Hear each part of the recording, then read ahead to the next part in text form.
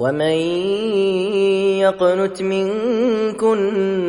لله ورسوله وتعمل صالحا نؤتها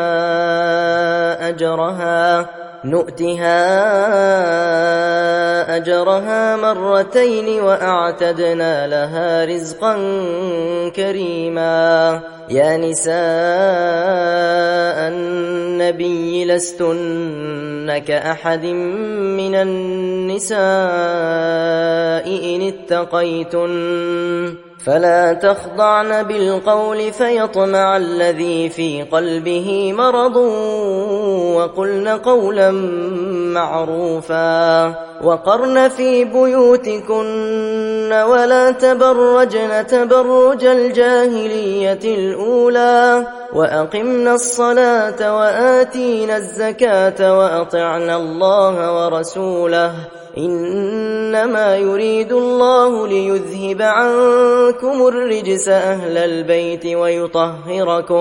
ويطهركم تطهيرا. واذكرن ما يتلى في بيوتكن من آيات الله والحكمة إن الله كان لطيفا خبيرا. إن المسلمين والمسلمات والمؤمنين والمؤمنات والقانتين والقانتات والصادقين والصادقات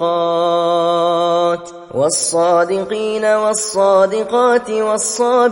والصابرات والخاشعين والخاشعات والمتصدقين والمتصدقات والصائمين والصائمات والحافظين فروجهم والحافظات والذاكرين الله كثيرا والذاكرات أعد الله لهم مغفرة وأجرا عظيما. وما كان لمؤمن ولا مؤمنة إذا قضى الله ورسوله أمرا أن يكون لهم الخيرة من أمرهم ومن يعص الله ورسوله فقد ضل ضلالا مبينا. وإذ تقول للذي أنعم الله عليه وأنعمت عليه أمسك عليك زوجك واتق الله وتخفي في نفسك ما الله مبديه وتخشى الناس والله أحق أن تخشاه. فلما قضى زيد منها وطرا زوجناكها لكي لا يكون على المؤمنين حرج في أزواج أدعيائهم إذا قضوا منهن وطرا وكان أمر الله مفعولا. ما كان على النبي من حرج فيما فرض الله له سنة الله في الذين خلوا من قبل وكان أمر الله قدرا مقدورا. الذين يبلغون رسالات الله ويخشونه ولا يخشون أحدا إلا الله وكفى بالله حسيبا. ما كان محمد أبا أحد من رجالكم ولكن رسول الله وخاتم النبيين وكان الله بكل شيء عليما. يا أيها الذين آمنوا اذكروا الله ذكرا كثيرا وسبحوه بكرة وأصيلا. هو الذي يصلي عليكم وملائكته ليخرجكم من الظلمات إلى النور وكان بالمؤمنين رحيما. تحيتهم يوم يلقونه سلام وأعد لهم أجرا كريما. يا أيها النبي إنا أرسلناك شاهدا ومبشرا ونذيرا وداعيا إلى الله بإذنه وسراجا منيرا وبشر المؤمنين بأن لهم من الله فضلا كبيرا. ولا تطع الكافرين والمنافقين ودع أذاهم وتوكل على الله وكفى بالله وكيلا. يا أيها الذين آمنوا إذا نكحتم المؤمنات ثم طلقتموهن من قبل أن تمسوهن فما لكم عليهن من عدة تعتدونها فمتعوهن وسرحوهن سراحا جميلا. يا أيها النبي إنا أحللنا لك أزواجك اللاتي آتيت أجورهن وما ملكت يمينك مما أفاء الله عليك وبنات عمك وبنات عماتك وبنات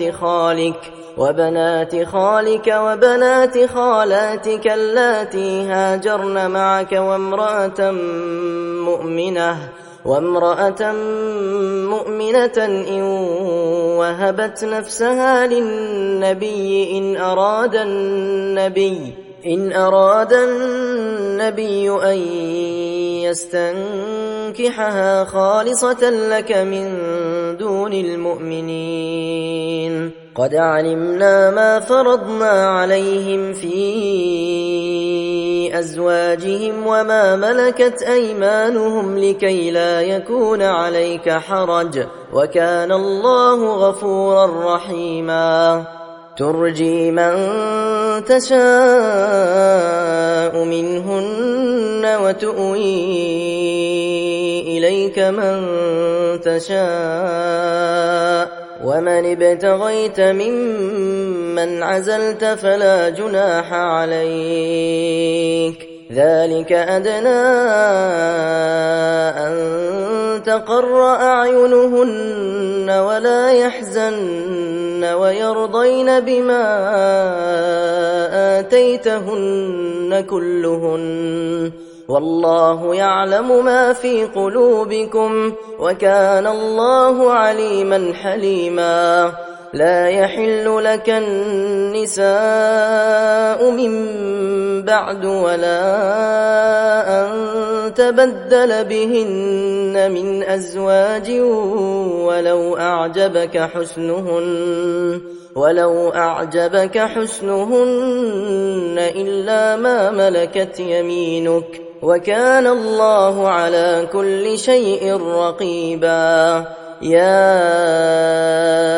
أيها الذين آمنوا لا تدخلوا بيوت النبي إلا أن يؤذن لكم إلى طعام غير ناظرين إناه ولكن إذا دعيتم فادخلوا فإذا طعمتم فانتشروا ولا مستأنسين لحديث إن ذلكم كان يؤذي النبي فيستحيي منكم والله لا يستحيي من الحق. وإذا سألتموهن متاعا فاسألوهن من وراء حجاب ذلكم أطهر لقلوبكم وقلوبهن. وما كان لكم أن تؤذوا رسول الله ولا أن تنكحوا ولا أن تنكحوا أزواجه من بعده أبدا إن ذلكم كان عند الله عظيما إن تبدوا شيئا أو تخفوه فإن الله كان بكل شيء عليما لا جناح عليهن في آبائهن ولا أبنائهن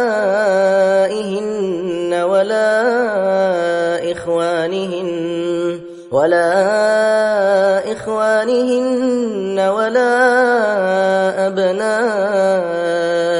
إخوانهن ولا أبناء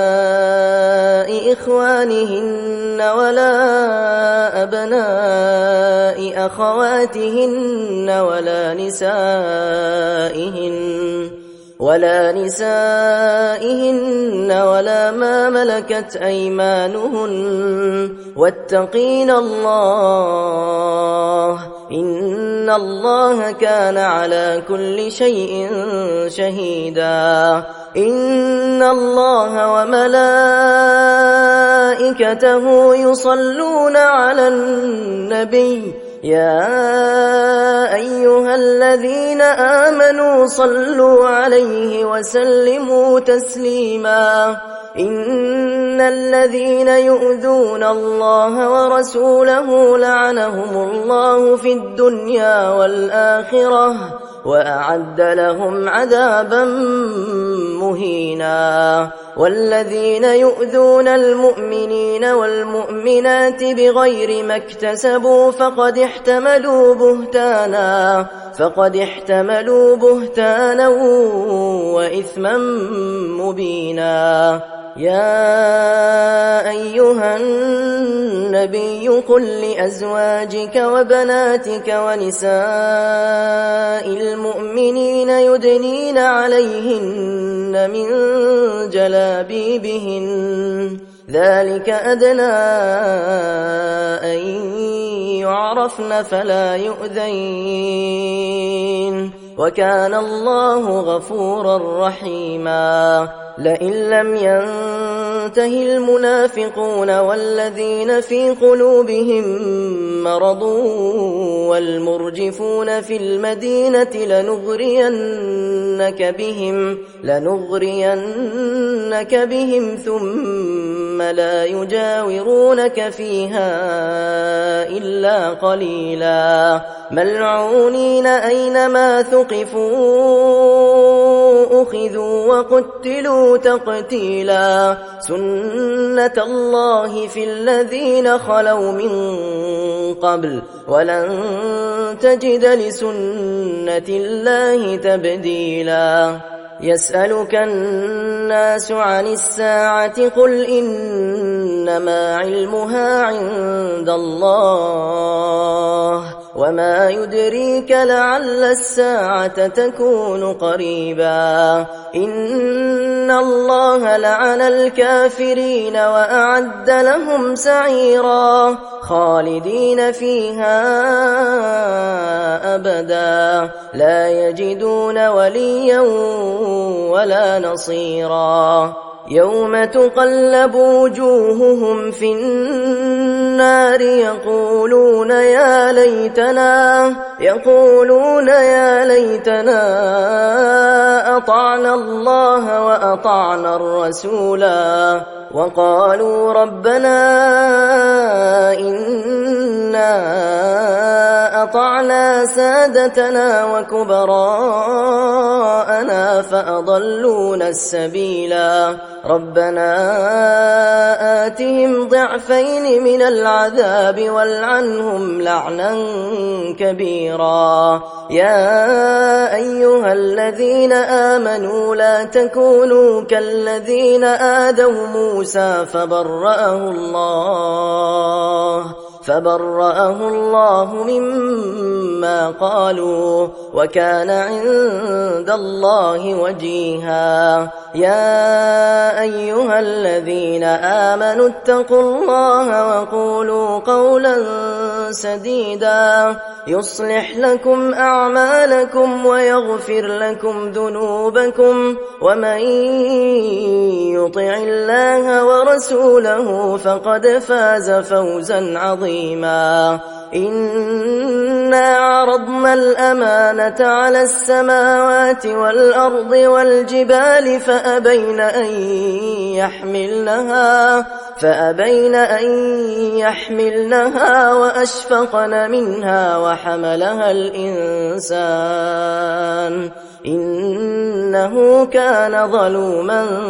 جهولا. ليعذب الله المنافقين والمنافقات والمشركين والمشركات ويتوب الله على المؤمنين والمؤمنات وكان الله غفورا رحيما. بسم الله الرحمن الرحيم. الحمد لله الذي له ما في السماوات وما في الأرض وله الحمد في الآخرة وهو الحكيم الخبير. يعلم ما يلج في الأرض وما يخرج منها وما ينزل من السماء وما يعرج فيها وهو الرحيم الغفور. وقال الذين كفروا لا تأتينا الساعة قل بلى وربي لتأتينكم عالم الغيب لا يعزب عنه مثقال ذرة في السماوات ولا في الأرض ولا أصغر من ذلك ولا أكبر إلا في كتاب مبين. ليجزي الذين آمنوا وعملوا الصالحات أولئك لهم مغفرة ورزق كريم. والذين سعوا في آياتنا معاجزين أولئك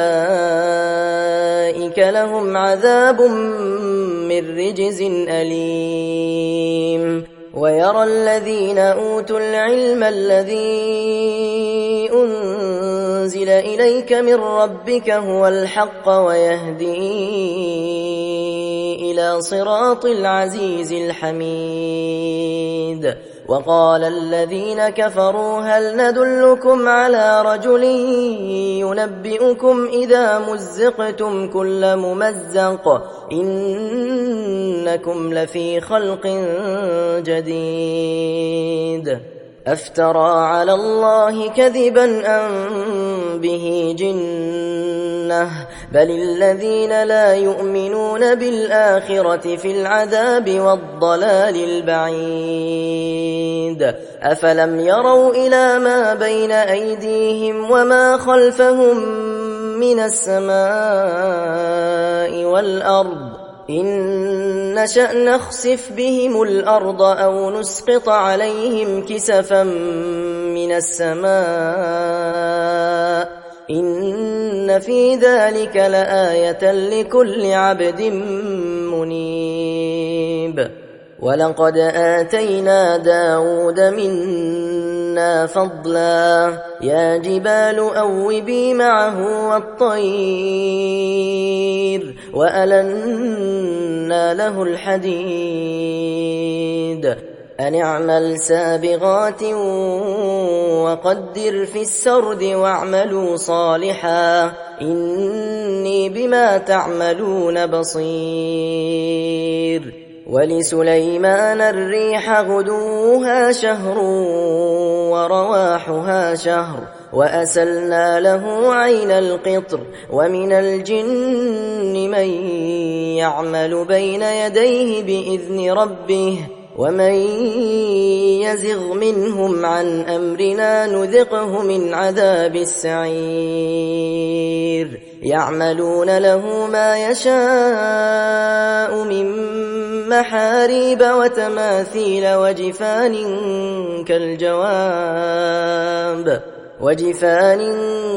كالجواب وقدور الراسيات اعملوا آل داود شكرا وقليل من عبادي الشكور فلما قضينا عليه الموت ما دلهم على موته إلا دابة الأرض تأكل من سأته فلما خر تبينت الجن أن لو كانوا يعلمون الغيب ما لبثوا في العذاب المهين لقد كان لسبإ في مسكنهم آية جنتان عن يمين وشمال كلوا من رزق ربكم واشكروا له بلدة طيبة ورب غفور فأعرضوا فأرسلنا عليهم سيل العرم وبدلناهم بجنتيهم جنتين ذواتي أكل خمط وأثل وشيء من سدر قليل ذلك جزيناهم بما كفروا وهل نجازي إلا الكفور وجعلنا بينهم وبين القرى التي باركنا فيها قرى ظاهرة وقدرنا فيها السير سيروا فيها ليالي وأياما آمنين فقالوا ربنا باعد بين أسفارنا وظلموا أنفسهم فجعلناهم أحاديث ومزقناهم كل ممزق إن في ذلك لآيات لكل صبار شكور ولقد صدق عليهم إبليس ظنه فاتبعوه إلا فريقا من المؤمنين وما كان له عليهم من سلطان إلا لنعلم من يؤمن بالآخرة ممن هو منها في شك وربك على كل شيء حفيظ قل ادعوا الذين زعمتم من دون الله لا يملكون مثقال ذرة في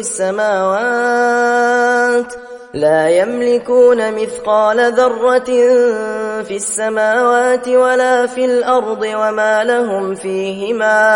وما لهم فيهما من شرك وما له منهم من ظهير ولا تنفع الشفاعة عنده إلا لمن أذن له حتى إذا فزع عن قلوبهم قالوا ماذا قال ربكم قالوا الحق وهو العلي الكبير قل من يرزقكم من السماوات والأرض قل الله وإنا أو إياكم لعلى هدى أو في ضلال مبين قل لا تسألون عما أجرمنا ولا نسأل عما تعملون قل يجمع بيننا ربنا ثم يفتح بيننا بالحق وهو الفتاح العليم قل أروني الذين ألحقتم به شركاء كلا بل هو الله العزيز الحكيم وما أرسلناك إلا كافة للناس بشيرا ونذيرا ولكن أكثر الناس لا يعلمون ويقولون متى هذا الوعد إن كنتم صادقين قل لكم ميعاد يوم لا تستأخرون عنه ساعة ولا تستقدمون وقال الذين كفروا لن نؤمن بهذا القرآن ولا بالذي بين يديه ولو ترى إذ الظالمون موقوفون عند ربهم يرجع بعضهم إلى بعض القول يقول الذين استضعفوا للذين استكبروا لولا أنتم لكنا مؤمنين قال الذين استكبروا للذين استضعفوا أنحن صددناكم عن الهدى بعد إذ جاءكم بل كنتم مجرمين وقال الذين استضعفوا للذين استكبروا بل مكر الليل والنهار إذ تأمروننا أن نكفر بالله ونجعل له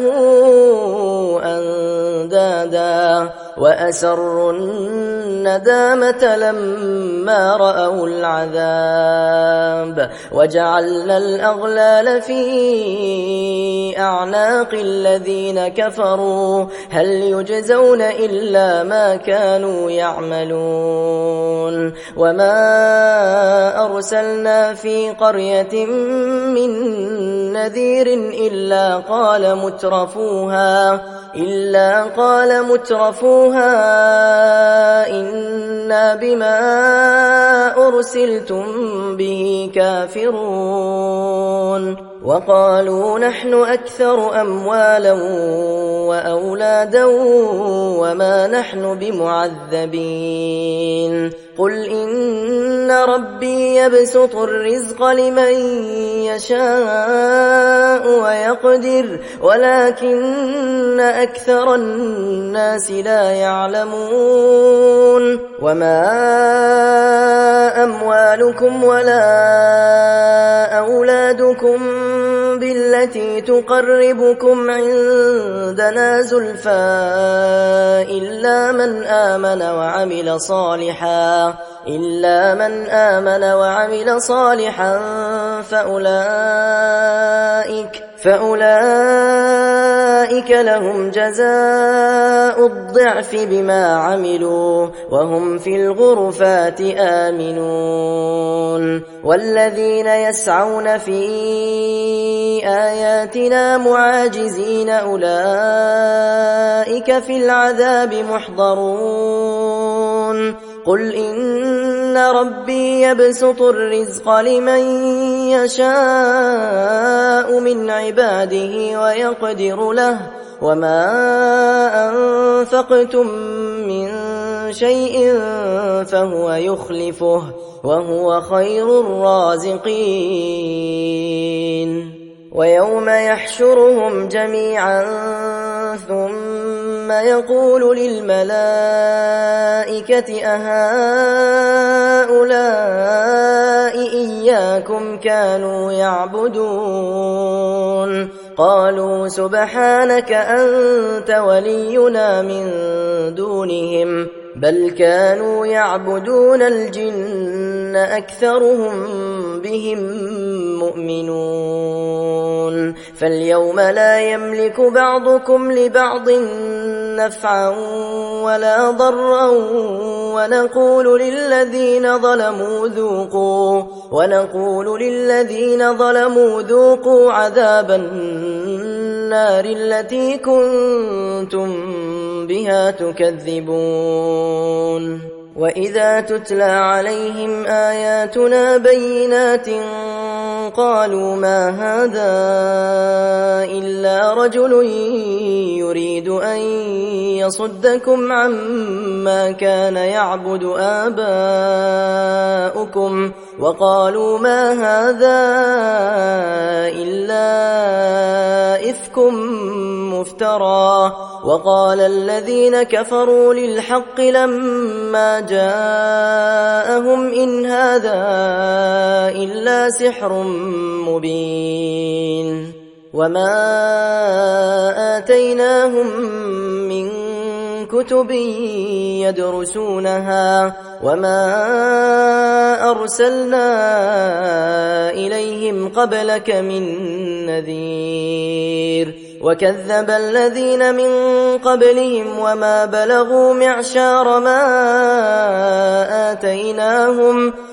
بلغوا معشار ما آتيناهم فكذبوا رسلي فكيف كان نكير قل إنما أعظكم بواحدة أن تقوموا لله مثنى وفرادا ثم تتفكروا ما بصاحبكم من جنة إن هو إلا نذير لكم بين يدي عذاب شديد قل ما سألتكم من أجر فهو لكم إن أجري إلا على الله وهو على كل شيء شهيد قل إن ربي يقذف بالحق علام الغيوب قل جاء الحق وما يبدئ الباطل وما يعيد قل إن ضللت فإنما أضل على نفسي وإن اهتديت فبما يوحي إلي ربي إنه سميع قريب ولو ترى إذ فزعوا فلا فوت وأخذوا من مكان قريب وقالوا آمنا به وأنى لهم التناوش من مكان بعيد وقد كفروا به من قبل ويقذفون بالغيب من مكان بعيد وحيل بينهم وبين ما يشتهون كما فعل بأشياعهم من قبل إنهم كانوا في شك مريب بسم الله الرحمن الرحيم الحمد لله فاطر السماوات والأرض جاعل الملائكة رسلا أولي أجنحة مثنى وثلاث ورباع يزيد في الخلق ما يشاء إن الله على كل شيء قدير ما يفتح الله للناس من رحمة فلا ممسك لها وما يمسك فلا مرسل له من بعده وهو العزيز الحكيم يا أيها الناس اذكروا نعمة الله عليكم هل من خالق غير الله يرزقكم من السماء والأرض لا إله إلا هو فأنى تؤفكون وإن يكذبوك فقد كذبت رسل من قبلك وإلى الله ترجع الأمور يا أيها الناس إن وعد الله حق فلا تغرنكم الحياة الدنيا ولا يغرنكم بالله الغرور إن الشيطان لكم عدو فاتخذوه عدوا إنما يدعو حزبه ليكونوا من أصحاب السعير الذين كفروا لهم عذاب شديد والذين آمنوا وعملوا الصالحات لهم مغفرة وأجر كبير أفمن زين له سوء عمله فرآه حسنا فإن الله يضل من يشاء ويهدي من يشاء فلا تذهب نفسك عليهم حسرات إن الله عليم بما يصنعون والله الذي أرسل الرياح فتثير سحابا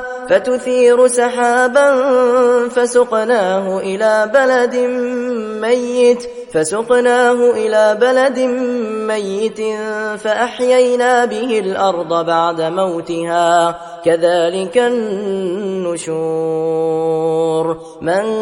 كان يريد العزة فلله العزة جميعا إليه يصعد الكلم الطيب والعمل الصالح يرفعه والذين يمكرون السيئات لهم عذاب شديد ومكر أولئك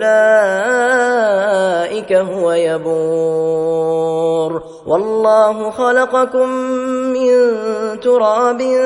ثم من نطفة ثم جعلكم أزواجا وما تحمل من أنثى ولا تضع إلا بعلمه وما يعمر من معمر ولا ينقص من عمره إلا في كتاب إن ذلك على الله يسير وما يستوي البحران هذا عذب فرات سائغ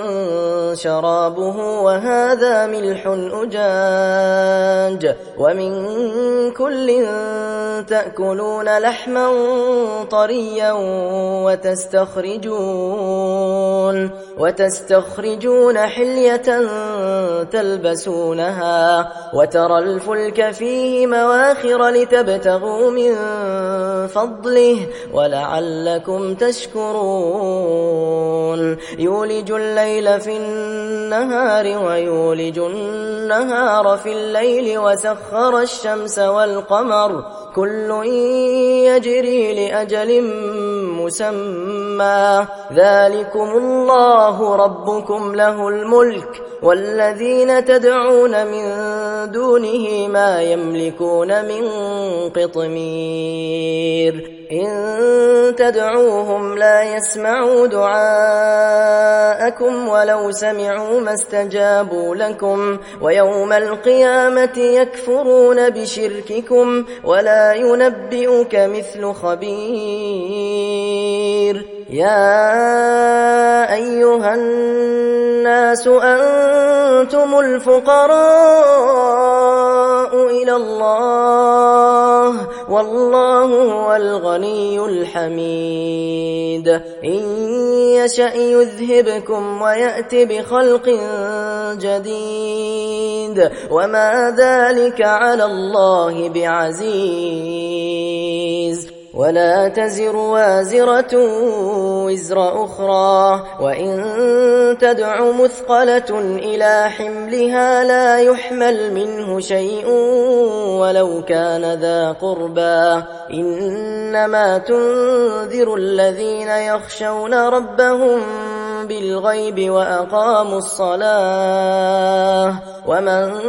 تزكى فإنما يتزكى لنفسه وإلى الله المصير وما يستوي الأعمى والبصير ولا الظلمات ولا النور ولا الظل ولا الحرور وما يستوي الأحياء ولا الأموات إن الله يسمع من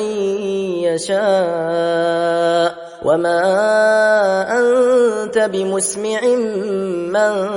في القبور إن أنت إلا نذير إنا أرسلناك بالحق بشيرا ونذيرا وإن من أمة إلا خلا فيها نذير وإن يكذبوك فقد كذب الذين من قبلهم جاءتهم رسلهم بالبينات وبالزبر وبالكتاب المنير ثم أخذت الذين كفروا فكيف كان نكير ألم تر أن الله أنزل من السماء ماء فأخرجنا به ثمرات مختلفا ألوانها ومن الجبال جدد بيض وحمر مختلف ألوانها وغرابيب سود ومن الناس والدواب والأنعام مختلف ألوانه كذلك إنما يخشى الله من عباده العلماء إن الله عزيز غفور إن الذين يتلون كتاب الله وأقاموا الصلاة وأنفقوا مما رزقناهم سرا وعلانية يرجون تجارة لن تبور ليوفيهم أجورهم ويزيدهم من فضله إنه غفور شكور والذي أوحينا إليك من الكتاب هو الحق مصدقا لما بين يديه إن الله بعباده لخبير بصير ثم أورثنا الكتاب الذين اصطفينا من عبادنا فمنهم ظالم لنفسه ومنهم مقتصد ومنهم سابق بالخيرات بإذن الله ذلك هو الفضل الكبير جنات عدن يدخلونها يحلون فيها من أساور من ذهب ولؤلؤا ولباسهم فيها حرير وقالوا الحمد لله الذي أذهب عنا الحزن إن ربنا لغفور شكور الذي أحلنا دار المقامة من فضله لا يمسنا فيها نصب ولا يمسنا فيها لغوب والذين كفروا لهم نار جهنم لا يقضى عليهم فيموتوا ولا يخفف عنهم من عذابها كذلك نجزي كل كفور وهم يصطرخون فيها ربنا أخرجنا نعمل صالحا غير الذي كنا نعمل أولم نعمركم ما يتذكر فيه من تذكر وجاءكم النذير فذوقوا فما للظالمين من نصير إن الله عالم غيب السماوات والأرض إنه عليم بذات الصدور هو الذي جعلكم خلائف في الأرض فمن كفر فعليه كفره ولا يزيد الكافرين كفرهم عند ربهم إلا مقتا ولا يزيد الكافرين كفرهم إلا خسارا قل أرأيتم شركاءكم الذين تدعون من دون الله أروني ماذا خلقوا من الأرض أم لهم شرك في السماوات أم آتيناهم كتابا فهم على بينة منه بل إن يعد الظالمون بعضهم بعضا إلا غرورا إن الله يمسك السماوات والأرض أن تزولا ولئن زالتا إن أمسكهما من أحد من بعده إنه كان حليما غفورا وأقسموا بالله جهد أيمانهم لئن جاءهم نذير ليكونن أهدى من إحدى الأمم فلما جاءهم نذير ما زادهم إلا نفورا استكبارا في الأرض ومكر السيء ولا يحيق المكر السيء إلا بأهله فهل ينظرون إلا سنة الأولين فلن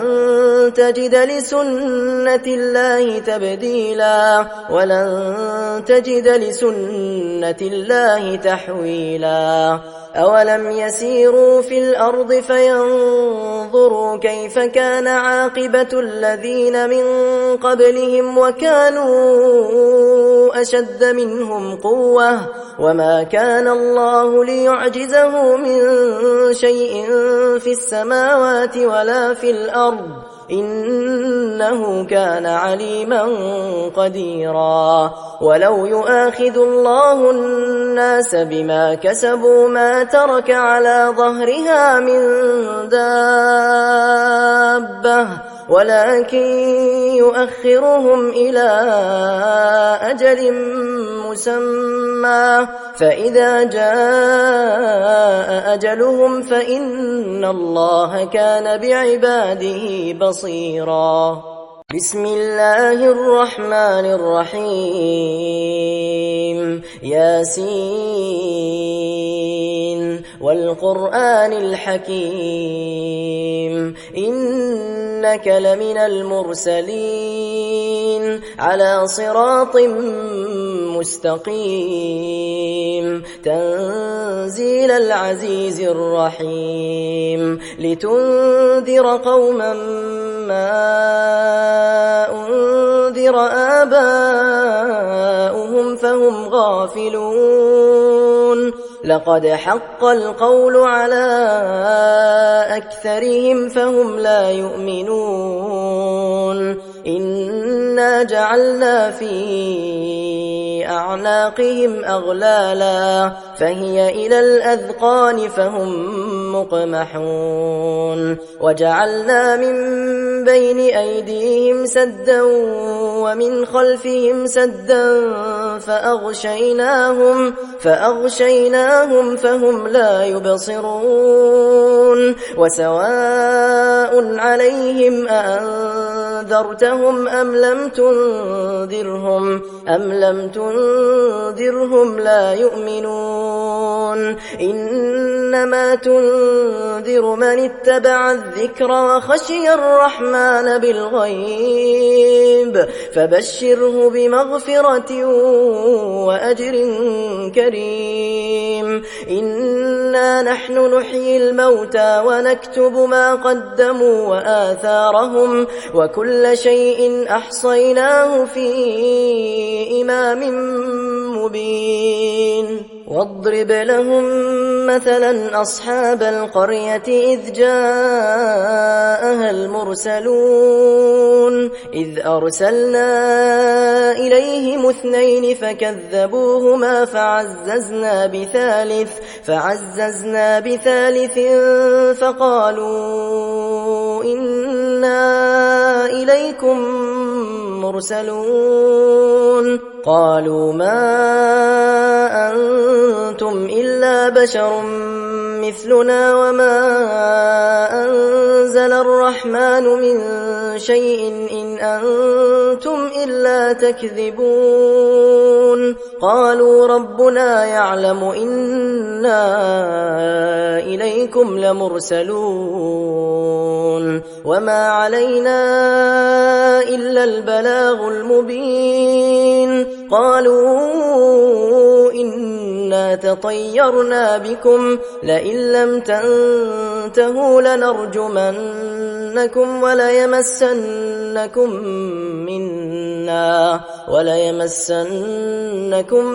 منا عذاب أليم قالوا طائركم معكم أئن ذكرتم بل أنتم قوم مسرفون وجاء من أقصى المدينة رجل يسعى قال يا قوم اتبعوا المرسلين اتبعوا من لا يسألكم أجرا وهم مهتدون